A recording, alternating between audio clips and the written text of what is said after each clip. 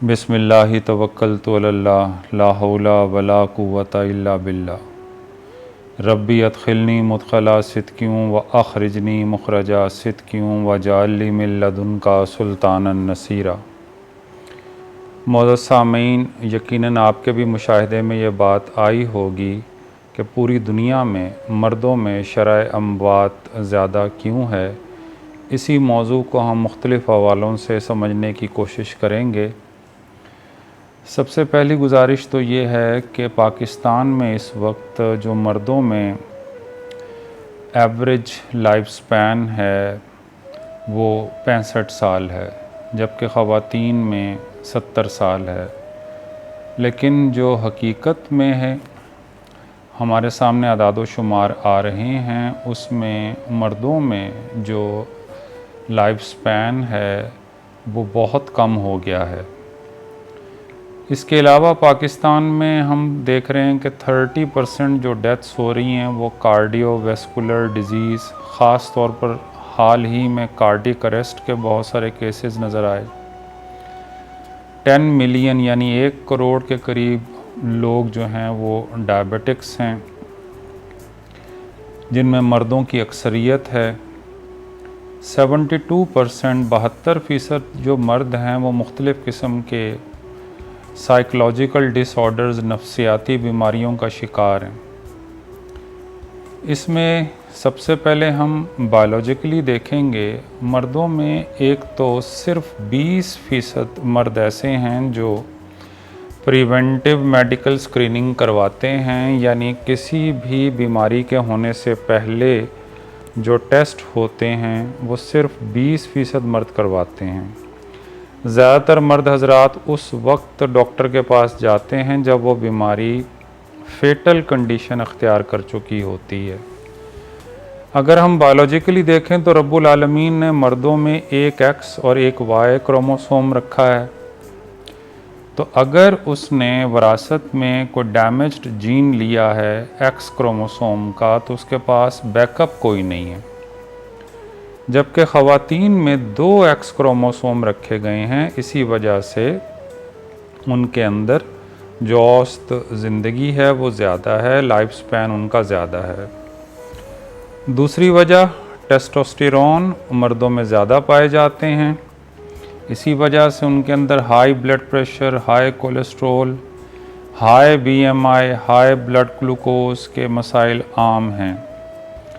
जबकि ख़वातीन में एस्ट्रोजन ज़्यादा पाया जाता है, जिसकी वजह से उनका LDL और HDL यानी गुड कोलेस्ट्रोल और बैड कोलेस्ट्रोल कंट्रोल में रहते हैं, और एस्ट्रोजन ही उनको सपोर्ट करता है इंसुलिन सेंसिटिविटी में।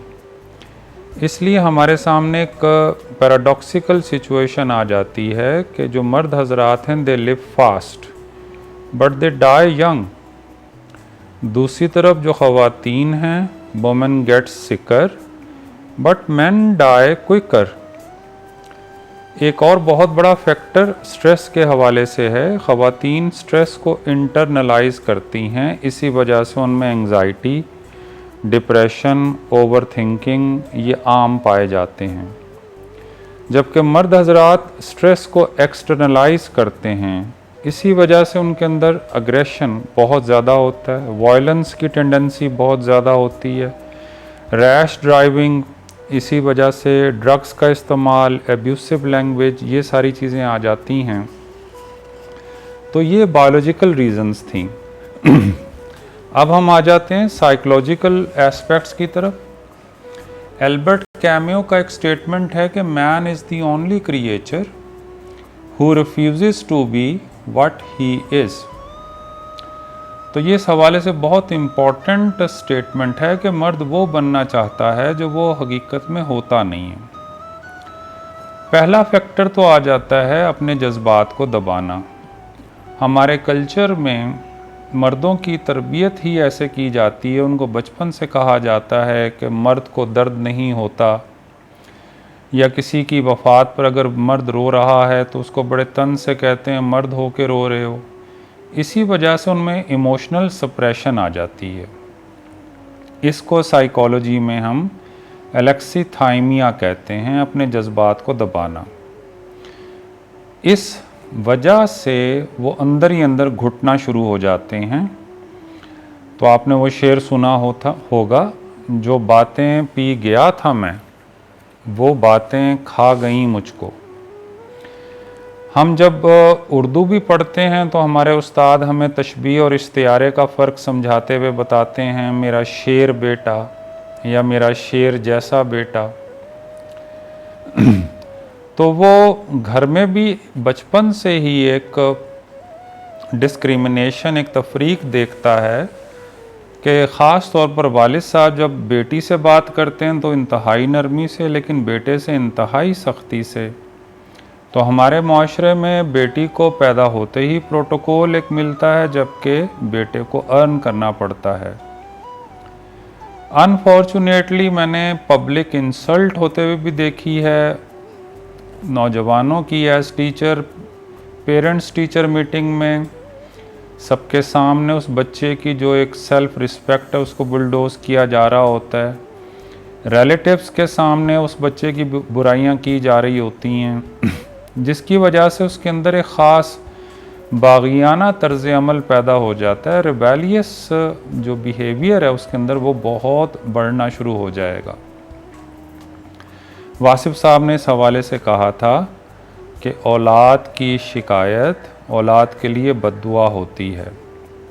तो हमारा कल्चरल ब्रॉटअप ऐसा है। फिर डोमेस्टिक डोमेन में हम आएँ तो मर्द के पैदा होते जश्न इस वजह से मनाया जाता है कि उसको एक एसेट, एक असासा समझा जाता है, उसको बुढ़ापे का सहारा समझा जाता है, उसको एक ब्रेड विनर के तौर पर लिया जाता है। इसी वजह से हम उसके साथ बड़ी अनरियलिस्टिक एक्सपेक्टेशंस लगा लेते हैं और वो समझना शुरू हो जाता है कि ये मेरे पेरेंट्स नहीं हैं बल्कि ये इन्वेस्टर्स हैं। बाज़ औक़ात वालिदैन अपने जो इनकम्प्लीट ड्रीम्स हैं, नामुकम्मल ख्वाहिशात हैं, वो बेटे की सूरत में पूरा होता हुआ देखना चाह रहे होते हैं। उससे हमेशा परफेक्शन की एक्सपेक्टेशन रखी जाती है और आफ्टर मैरिज उसकी लाइफ में एकदम से यू टर्न आ जाता है। मैरिज प्रपोज़ल जाते ही उसके बारे में पहला सवाल ये होता है कितना कमाते हो। तो यहाँ से उसको अपनी वर्थ का अंदाज़ा हो जाता है। ख़ास तौर पर अगर वो जॉइंट फैमिली सिस्टम में रह रहा है तो उसके लिए अपने पुराने और नए रिश्ते में बैलेंस करना ऑलमोस्ट इम्पॉसिबल हो जाता है। एकदम से शादी के बाद ख़र्चे बढ़ने की वजह से वो मुख्तलिफ़ जॉब्स करता है, जिसकी वजह से वो स्लीप डेफिसिट, नींद की कमी का शिकार हो जाता है, अनहाइजेनिक खाना खाता है, लंबी लंबी ड्राइविंग करता है, पोल्यूशन से लड़ता है, फिर घर वापस आकर डोमेस्टिक पॉलिटिक्स का भी शिकार होता है। हर रिश्ता उसको अपनी तरफ खींच रहा होता है।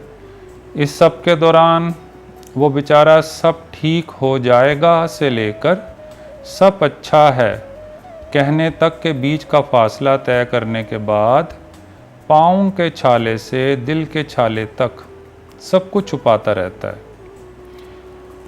कृष्ण बहारी नूर साहब ने इस बारे में बड़ी खूबसूरत बात की है। इतने हिस्सों में बट गया हूँ मैं, इतने हिस्सों में बट गया हूँ मैं, मेरे हिस्से में कुछ बचा ही नहीं। तो अल्टीमेटली उसको अपनी ज़ात कहीं नज़र नहीं आ रही होती। प्रोफेशनल लाइफ की तरफ आएँ तो वक्त गुज़रने के साथ साथ उसको एक बात समझ में आना शुरू हो जाती है कि अब उसकी वो वाली अहमियत नहीं रही, ख़ास तौर पर बढ़ती हुई उम्र के साथ। तारीख़ इस बात की गवाह है कि मर्दों के बारे में हमेशा जो प्रोडक्टिविटी है उसको अहमियत दी गई है, उनकी लॉन्जेविटी या ज़िंदगी के लंबे होने को कभी भी अहमियत नहीं दी गई। तो हम किसी भी ऑर्गेनाइजेशन में बेस्ट वर्कर भी उसी मर्द को कहते हैं जो 24/7 अवेलेबल हो, जो वर्कaholic हो, जो एक विलिंग डोंकी हो, हर वक्त हर चीज़ के लिए तैयार हो। फिर उसने अपनी काम की जगह पर, वर्क प्लेस पर डर्टी पॉलिटिक्स को भी फेस करना होता है। उसको ऐसे लगता है जैसे वो गुर्गे आतशी के दरमियान से गुज़र रहा है। गुर्गे आतशी कहते हैं, सर्दियों में जब शिकार की कमी हो जाती है तो भेड़िए दायरा बना के बैठ जाते हैं और ये असूल होता है कि जो भेड़िया अभी सोया या जिसको ऊँघ आई या जो गिर गया उसको बाकी खा जाएंगे। फिर मिडिल एज क्राइसिस आ जाते हैं। 40 के बाद मिडिल एज क्राइसिस, पछतावे उसको तंग करना शुरू कर देते हैं, अपने गलत फैसलों के बारे में सोचना शुरू कर देता है।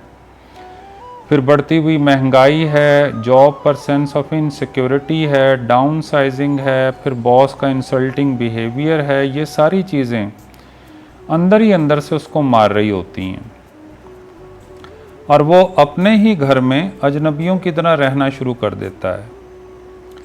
वो उसी दिन मर जाता है जिस दिन उसकी औलाद उसको कहती है कि आपने हमारे लिए किया ही क्या है, या बीवी कहती है कि काश हमारा भी ऐसा घर होता, तो वो पत्थर बन जाता है।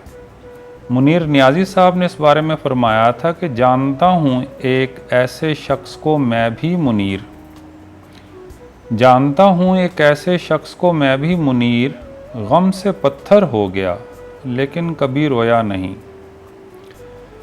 लेकिन इस हवाले से मर्दों को चंद इंतहाई अहम इक़दामात अपनाने पड़ेंगे बदलते हुए वक्त के साथ। अब हम सॉल्यूशंस की तरफ आते हैं। तो सबसे पहले मर्दों को ये जो विक्टिम कार्ड है इसको बंद करना पड़ेगा। अपने आप को आप गाड़ी का इंजन समझें और अपनी फैमिली को उस गाड़ी की बोगियां या कोचेस समझें। इंजन की हालत अगर ठीक होगी तो वो बोगियों का बोझ खींच सकेगा। इसलिए कम से कम अपनी इनकम का 40% अपनी पर्सनल ग्रूमिंग पे लगाएं। आप जिम जाएं, स्विमिंग करें, आप सैलून जाएं, अपने आप को अपग्रेडेड रखें। याद रखिए, अगर पेरेंट्स प्रोग्रेसिव हैं तो औलाद भी उनको ब्लाइंडली फॉलो करना शुरू कर देती है। इसी तरह से अपना बोझ कम करते जाएं, रोल्स को डिस्ट्रीब्यूट करें, अपने आप को अपग्रेड करें। वक्त गुजरने के साथ साथ अपनी डाइट को भी एडजस्ट करें, अपने कामों को आउटसोर्स करें। याद रखिए, आपके जिस्म का भी आप पर हक है। तो जब आप 30 या स्पेशली 40 क्रॉस कर लें तो अपने स्क्रीनिंग टेस्ट ज़रूर करवाएं, ख़ास तौर पर अगर आपकी फैमिली हिस्ट्री ऐसी है जिसमें कुछ ख़तरनाक किस्म की बीमारियां आपने विरासत में ली हैं। तो एक बात हमेशा जहन में रखिए कि ज़िंदगी तब तक इनाम है जब तक आप लोगों के लिए नागुज़ीर हैं। जब लोग आपके लिए नागुज़ीर हो जाते हैं तो फिर मौत इनाम है। तो किसी भी बैड हैबिट को छोड़ते हुए आप ये ज़रूर जहन में लाइए कि इसका मुझे और मेरी फैमिली को कितना फ़ायदा होगा। फिर वक्त गुज़रने के साथ हम देखते हैं कि मर्द तन्हा होता जाता है, उसका सोशल सर्कल श्रिंक हो जाता है, किसी से बातचीत नहीं करता। ये बहुत बड़ी गलती है। आप अपना एक सोशल सर्कल डेवलप करें जहाँ पर ऐसे दोस्त बनाएं जो सॉल्यूशंस या प्लान्स डिस्कस करते हों, ना कि प्रॉब्लम्स। रिस्क के बारे में कभी भी परेशान ना हो। राज़िक अल्लाह की ज़ात है। आप इस दुनिया में उम्र नहीं रिस्क लिखवा के आए हैं, तो जगह बदल सकती है लेकिन आपके हिस्से का रिस्क उतरता रहेगा। आप अपने एजिंग फैक्टर को रोक तो नहीं सकते। जैसे वासिफ साहब फरमाते थे कि हर कदीम कभी जदीद था और हर जदीद को कदीम होना है, लेकिन आप अपने एजिंग फैक्टर को स्लो डाउन कर सकते हैं। तो जब आप 30s या 40s में अपने आप को फिट रखते हैं, जिम जाते हैं, स्विमिंग करते हैं, तो बुनियादी तौर पर आप ग्रेसफुल वे में बुढ़ापा गुजारने की तैयारी कर रहे होते हैं। तो अपने आप को इंसान समझिए, हद से ज़्यादा खुद पर बोझ मत डालिए। एक बात हमेशा जहन में रखिए, that you can be good but you can't be God. रब्बुल आलमीन आपको सबको सेहत, सलामती और ईमान वाली ज़िंदगी अता फ़रमाए। अल्लाह हाफ़िज़।